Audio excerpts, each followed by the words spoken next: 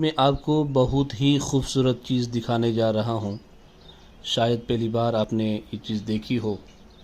یہ دیکھیں، ازبکستان کے شہر بخارا میں دنیا کا واحد قرآنی مصحف جو دیواروں میں کندہ ہے.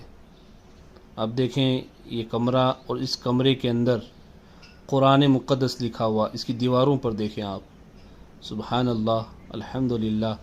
اور اس کے حروف اور یہ کندہ کیا ہوا دیکھیں آپ کس انداز سے لکھا ہوا ہے دیواروں کے اندر. اور خوشی کی بات تو یہ ہے کہ 30 پاروں کے لیے 30 الگ الگ کمرے، سبحان اللہ.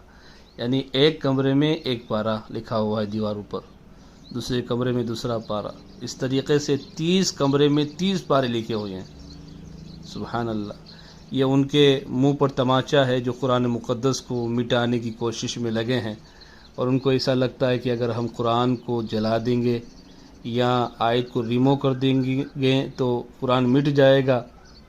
حضرات، یہ قرآن صبح قیامت تک قائم رہے گا، کیونکہ اللہ تعالیٰ نے قرآن میں ارشاد فرمایا، اِنَّا نَحْنُ نَزَّلْنَا الذِّكْرَ وَإِنَّا لَهُ لَحَافِظُونَ.